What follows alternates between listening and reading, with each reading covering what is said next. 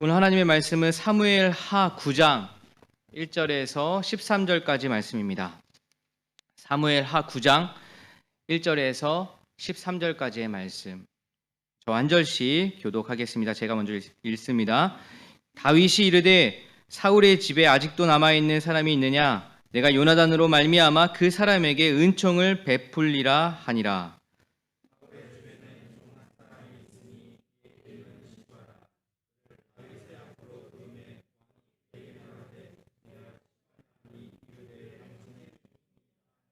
왕이 이르되 사울의 집에 아직도 남은 사람이 없느냐? 내가 그 사람에게 하나님의 은총을 베풀고자 하노라 하니 시바가 왕께 아뢰되 요나단의 아들 하나가 있는데 다리 저는 자니이다 하니라.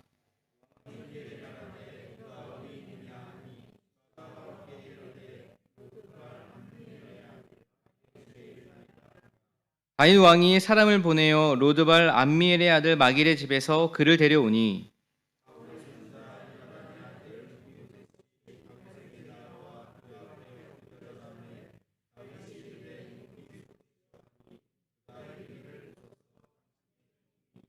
다윗이 그에게 이르되 무서워하지 말라. 내가 반드시 내 아버지 요나단으로 말미암아 내게 은총을 베풀리라. 내가 내 할아버지 사울의 모든 밭을 다 내게 도로 주겠고 또 너는 항상 내 상에서 떡을 먹을지니라 하니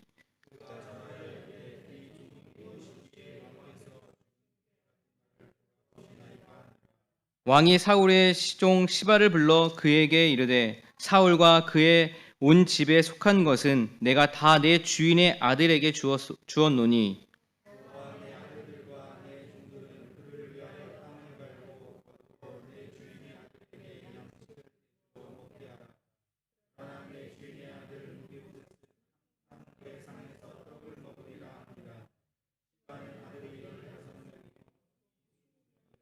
시바가 왕께 아뢰되 내 주 왕께서 모든 일을 종에게 명령하신 대로 종이 준행하겠나이다 하니라. 무비보셋은 왕자 중 하나처럼 왕의 상에서 먹으니라.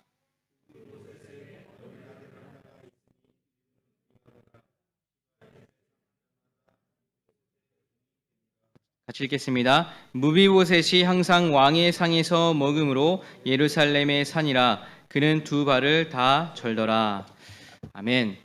하나님 내가 무엇이기에? 라는 제목으로 오늘 말씀을 같이 나누려고 하는데요. 오늘 말씀도 지난주에 이어서 다윗에 대해서 우리가 함께 좀 나누어 보려고 합니다.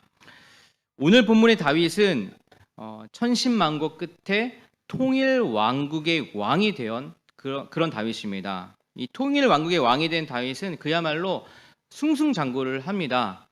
각종 전쟁의 승리를 구가하는 승리의 왕이라는 그런 타이틀을 갖게 됩니다. 그야말로 최고의 전성기를 누리는 때라고 할 수 있을 것입니다. 그러나 우리가 잘 아시다시피 이 다윗의 인생, 그가 살아온 인생은 그리 평탄하지만은 않았습니다. 그냥 평탄하지만 않았다라고 하기에도 부족할 정도로 그의 인생은 정말 격변의 세월을 걸어왔습니다. 2세 8번째 아들로 태어나서 형들에게 밀리고 밀려서 어린 시절 목동의 삶을 살았고 그의 인생을 방향을 바꾸는 사건, 그 물맷돌로 그 거인 골리앗을 이기는 사건으로 말미암아 사울의 눈에 들었고, 근데 그것도 잠시뿐 사울의 질투로 인해서 그는 오랜 세월 도망자의 신세로 살 수밖에 없었습니다. 그의 인생이 얼마나 힘들었을까? 만약 저희가 누구와 나를 싫어한다라는 그 이야기만 듣는다 하더라도 참 견디기가 어렵고 힘들고 늘 신경이 쓰이지 않습니까? 다윗의 상대는 왕입니다. 한 나라의 왕, 사울 왕입니다. 두려움에 피할 수밖에 없고 늘 긴장 속에 그렇게 살 수밖에 없었던 인생이며 때론 어떻게든 살기 위해서 자신이 멀쩡하지만 미친 척을 해야 살 수 있었던 그런 인생을 살아왔습니다. 그런 그에게 드디어 이제는 꽃을 피는 그런 순간이 찾아온 것이죠. 이제야 좀 한숨 들리고 그가 못했던 일들을 하나하나 처리해 나갈 시기라고 할 수 있습니다. 그동안에 못했던 일이란 주변의 이 관계를 하나하나 정리하는 일이에요. 정리할 것들은 정리하고 버릴 것들은 버리고 새롭게 관계를 맺어야 할 사람들과 다시 정비를 해 나가야 할 시기인 것입니다. 그런데 이 주변에 있는 관계를 정리한다는 건, 여러분 우리가 대한민국의 역사만 돌아보아도 뭐 또 다른 나라의 어떤 역사만 우리가 보아도 대부분의 그 어떤 왕이 집권을 하게 되면, 새로운 어떤 정권이 바뀌게 되면 그 정부의 일환으로 이 반대 세력을 숙청하던 일들이 빈번히 있었습니다. 조금이라도 자신에게 해가 될 만한 어떤 인물이 있다면 어떻게든 그 사람을 제거해버리거나 멀리 유배를 벌였던 일들이 우리의 역사를 보면 분명히 있죠. 어떻게든 집안의 위험 인물들을 샅샅이 뒤져서 멸했고, 자신의 왕권 강화를 위해서 심지어 자신의 친 형제들도 죽이는 일들이 있었습니다. 이렇게 해야만 왕의 자리를 조금이라도 좀 안정되게 운영할 수 있고 좀 더 길게 갈 수 있었기 때문입니다. 그런데 지금 바로 그 정비의 시기에 와 있는 다윗은 우리가 봐왔던 왕들과는 다른 모습을 보여주고 있습니다. 1절 말씀 한번 보십시오. 1절에 하루는 다윗이 물었다. 사울의 집안에 살아남은 사람이 있느냐? 요나단을 보아서라도 남아있는 자손이 있으면 잘 보살펴주고 싶구나. 여러분, 만약에 1절의 말씀이 사울의 집안에 살아남은 사람이 있느냐? 라고만 물었다면 그 주위의 분위기가 어땠을까요? 아마도 마치 을씨년스러운 싸늘한 그런 바람이 스치듯 지나가는 그런 느낌 아니었을까요? 사울의 집안에 살아남은 사람이 있느냐?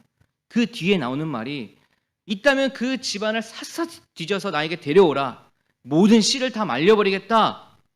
라고 말을 해도 사실은 이해가 될 만한 다윗의 살아온 인생이 있었습니다.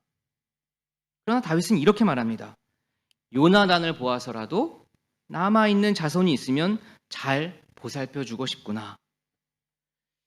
다윗은 블레셋과의 전쟁을 비롯해서 소바, 아람, 모압, 에돔과의 전쟁에 승리를 했습니다.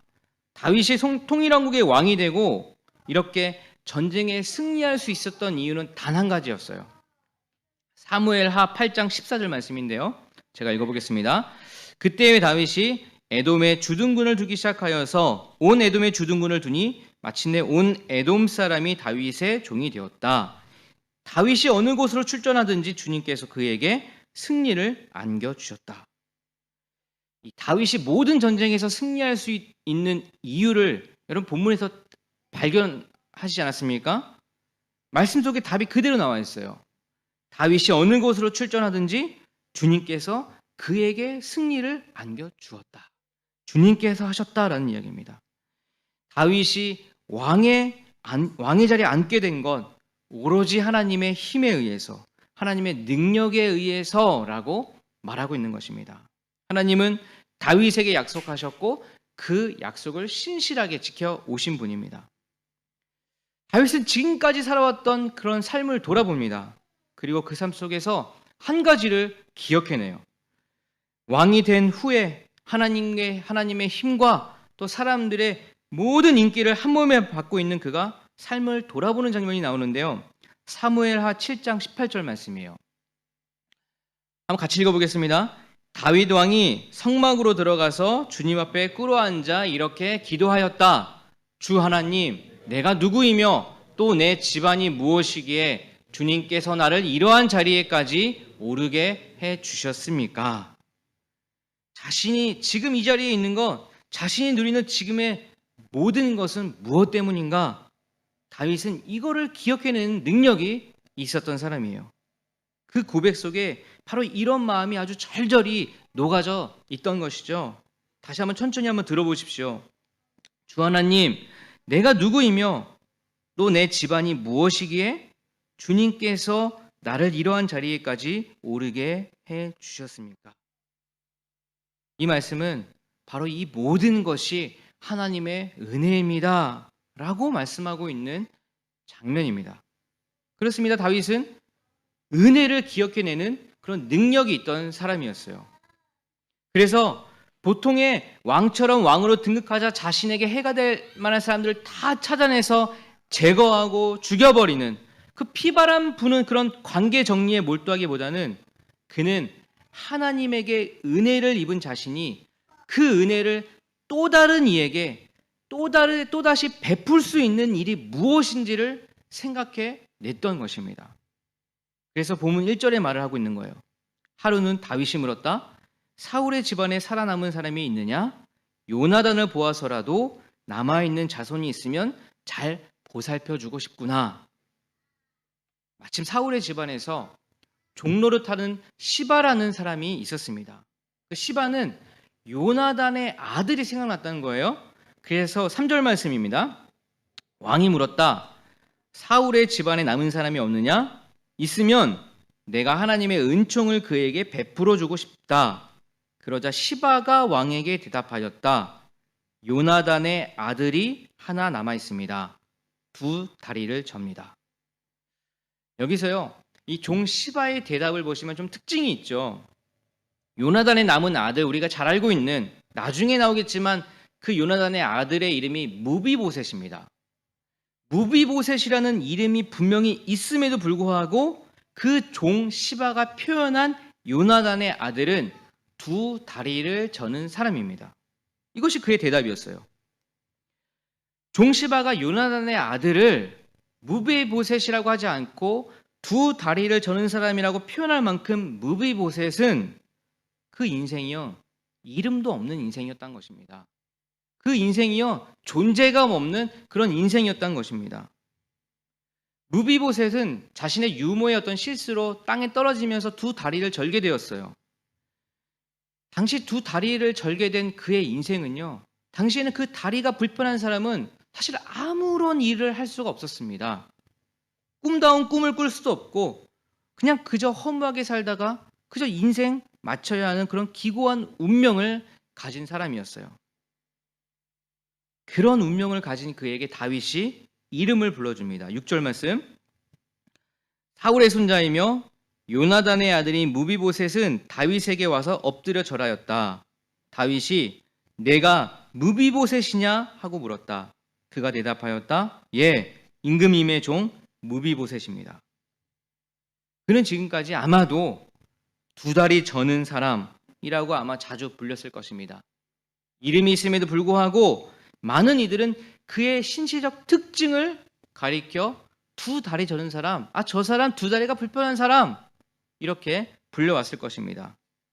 그러나 다윗은 그를 향해 처음 묻는 것이 내가 무비보셋이냐? 라고 물으며 그에게 은혜를 베풀려 하고 있습니다. 여러분, 이름을 불러주면 그때부터는 관계가 시작됩니다. 도시를 벗어나서 조금 교회로 나가면 아주 수많은 나무와 수많은 꽃이 있습니다. 그러나 수많은 나무와 수많은 꽃이 있을지라도 내가 그 이름을 부르지 않으면 그 나무와 꽃은 그저 나와 관계없는 그저 수많은 나무, 수많은 꽃 중에 하나일 것입니다. 그러나 어쩌다 아는 나무, 제가 나무 이름, 꽃 이름 잘 알지 못하지만 어쩌다 아는 나무, 냄새로 아는 그 은행나무, 엄청나게 큰 나무를 보면서 와, 저 은행나무구나, 진짜 크다, 진짜 멋있다, 몇 년 동안 저렇게 살아왔을까, 얼마나 많은 그 인생을 살아왔을까 라고 그 나무에게 말을 건다면, 또 제가 그 꽃, 코스모스, 개나리, 이것도 잘 구별 못하는데 이 코스모스구나, 너무너무 예쁘다, 하나님이 만들어준 정말 최고의 작품이다, 너 어떻게 살고 있니? 라고 제가 말을 걸면 그때부터는 나와 관계없던, 나와 상관없던 수많은 나무, 수많은 꽃이 아닌 나와 관계가 시작되는 것입니다. 제가 어느 카페에 가서요, 커피를 이제 시키면 그 카페 주인은 저에게 꼭 말씀하십니다. 어디 산 무슨 커피입니다. 어떤 맛이 납니다. 라고 묻지도 않았는데 말씀해 주세요. 저는 그 커피를 마시면서 그 카페 주인의 커피에 대한 애정이 느껴집니다. 이름도 모르는 수많은 커피 중 하나가 아니라 어디 산 무슨 맛을 내는 어떤 커피라고 말해주는 주인에게 그의 인생이 정말 커피와 깊은 관계를 맺고 있구나 라는 생각이 듭니다. 그런 주인에게 선택된 커피가 만약 생명이 있다면 여러분 얼마나 행복하겠습니까? 나의 이름을 알아주는 주인이 있다는 건 너무나 행복한 일입니다. 이사야 43장 1절 말씀에 야곱아, 너를 창조하신 여호와께서 지금 말씀하시니라. 이스라엘아, 너를 지으신 이가 말씀하시느니라. 너는 두려워하지 말라. 내가 너를 구속하였고 내가 너를 지명하여 불렀나니 너는 내 것이라. 그렇습니다. 우리 주님은요, 우리 이름을 하나하나 불러주셨어요. 그리고 내 것이라고 말씀하십니다. 그리고 내가 너와 관계를 맺겠다라고 약속해 주셨어요. 다윗의 이런 모습, 내가 무비보셋이냐라고 은혜를 베풀려는 그 마음은 과연 어디서부터 시작된 것일까요? 바로 하나님의 은혜를 기억해내는 것부터 시작된 것입니다. 은혜를 입은 자신이 그 은혜를 기억해내고 또다시 그것을 누군가에 흘려보냄으로써 자신이 받은 은혜를 더욱 풍성히 부풀려 가고 있는 것입니다. 우린 여기서 관계 맺는 법도 배우게 돼요. 내가 받은 은혜를 기억해내고 또 그것을 흘려보낼 다른 누군가를 찾아내면서 하나님이 기뻐하시는 관계를 맺어 나가는 것입니다. 제가 얼마 전에 아주 재밌게 보았던 드라마 나의 해방일지, 나를 추앙하세요 라고 이야기했던 그 해방일지, 제가 다시 한번 말씀을 드리면 그 드라마에서 말하고 싶은 장면이 있습니다. 어느 무더운 여름날 그 여주인공 미정이라는 그 주인공이 그 회사 동료와 함께 걸어가면서 이런 얘기를 해요. 뜨거운 여름날이었습니다. 그 동료가 말해요. 야, 너무 덥다. 좀 빨리 겨울이 왔으면 좋겠다 라고 말을 합니다. 그러자 그 여주인공 미정이 말하기를 겨울이 오면 또 여름이 왔으면 좋겠다고 할 걸 이렇게 얘기합니다. 그러면서 그러면 지금의 기분을 잘 기억해 두었다가 겨울에 써먹자라고 이야기를 해요.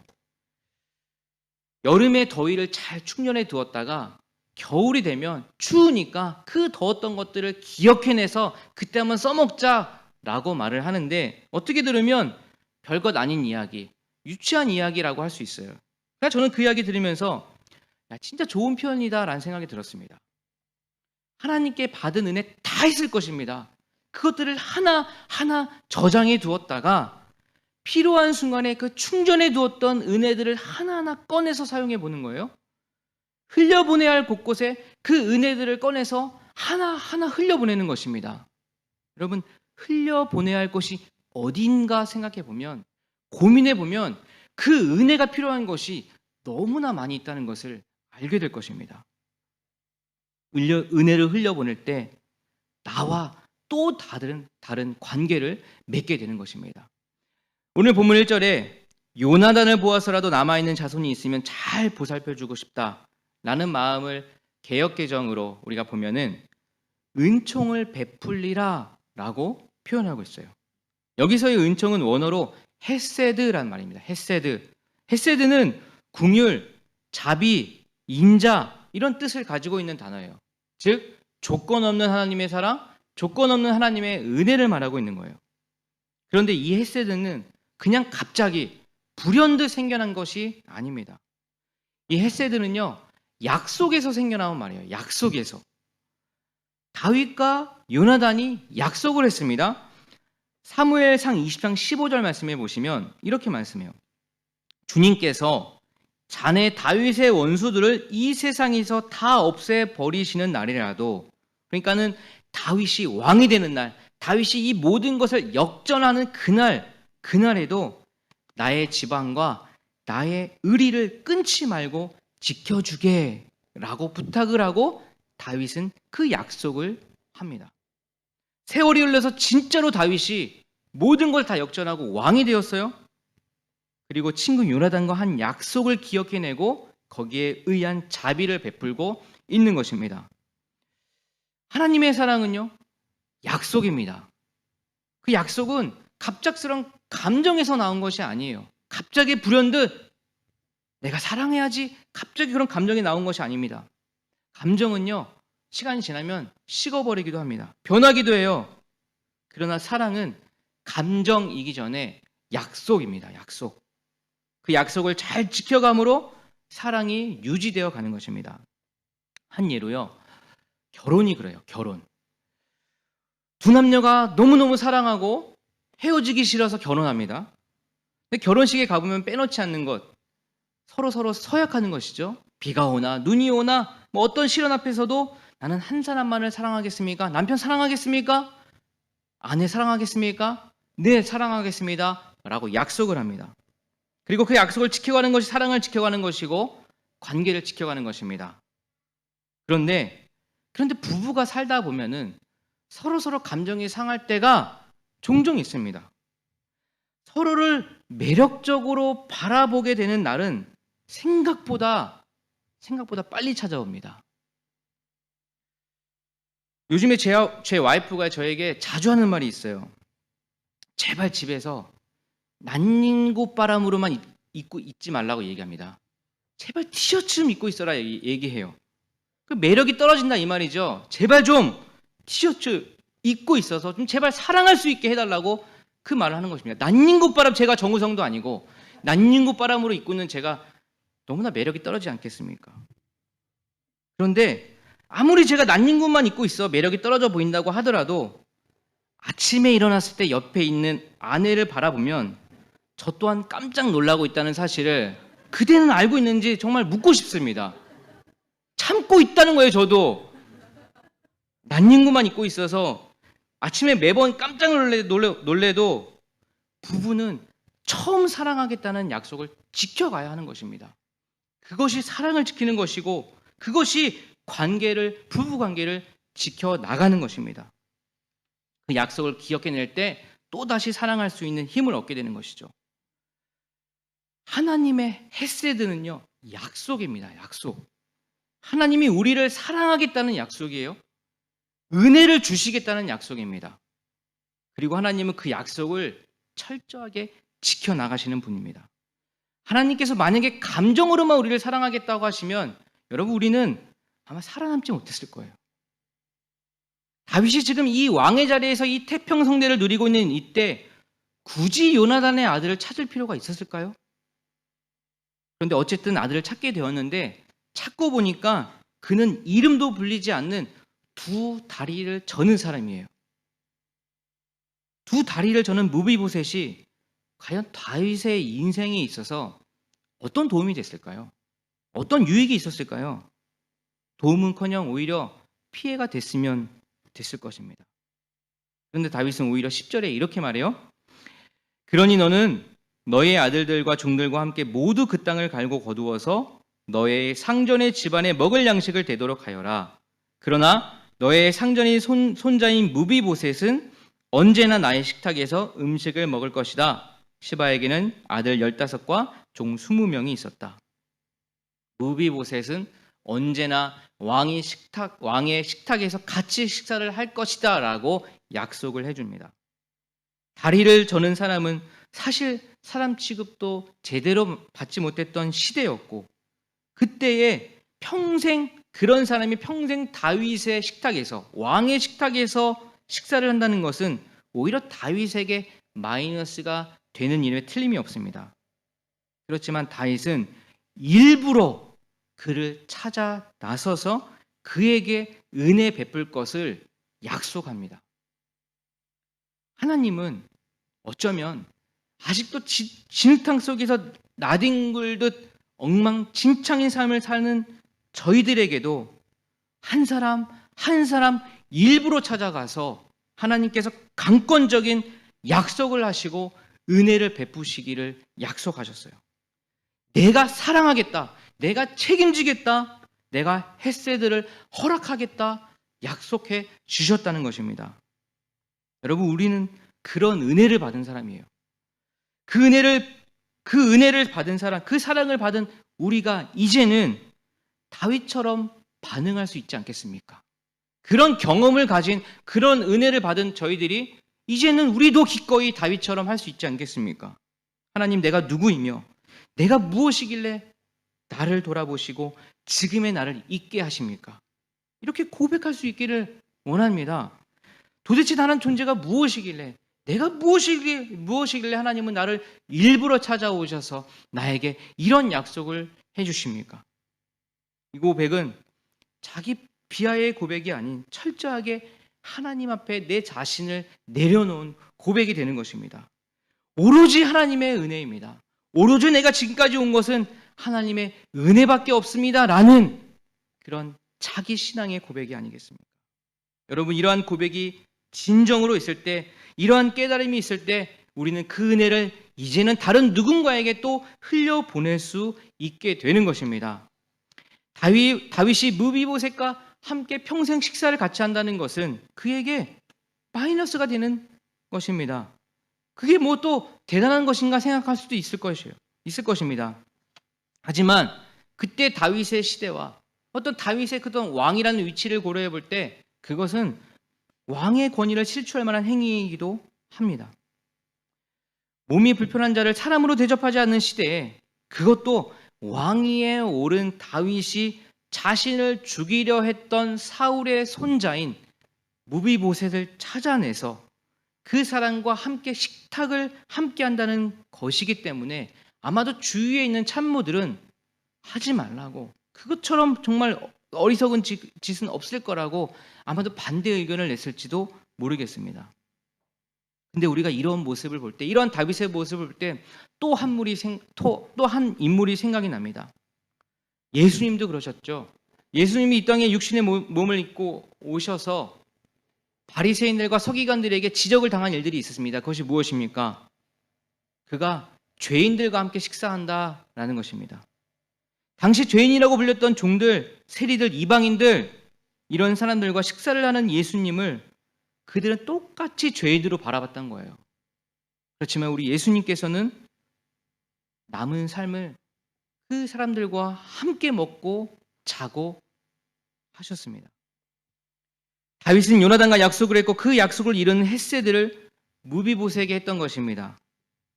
하나님의 우리를 향한 헷세드의 약속도 변함이 없을 것입니다. 여러분, 우리는 그런 헷세드의 사랑을 받은 저희들, 이제는 더 그 받은 은혜를 더 풍성하게 하기 위해서 그 은혜를 흘려보내는 일들을 해야 할 것입니다. 그 헷세드를 흘려보내는 곳을 찾아내야 하는 것입니다. 그리고 그 헷세드가 잘 흘려갔을 때 분명히 그 헷세드를 받은 누군가는 또다시 그 헷세드를 흘려보낼 것입니다. 이것이 전도고요. 이것이 영혼 구원입니다. 여러분, 우리는 이번 한 주도 받은 은혜를 한번 기억해내 보십시오. 받은 은혜, 그 뜨거운 여름날 받았던 그 은혜를 추운 겨울에 다시 한번 흘려보내 보십시오. 그리고 그 은혜가 정말 어디까지 흘러나가는지 한번 살펴보십시오. 그 다른 은혜, 그 은혜를 또 다른 누군가에 흘려보내는 저희들의 큰 풍성한 은혜가 있기를 기도합니다. 기도하겠습니다. 하나님 아버지, 받은 은혜 생각해 볼 때 얼마나 많은 은혜, 얼마나 큰 은혜를 받았는지 모릅니다. 그것들을 기억해낼 수 있도록 도와주옵소서.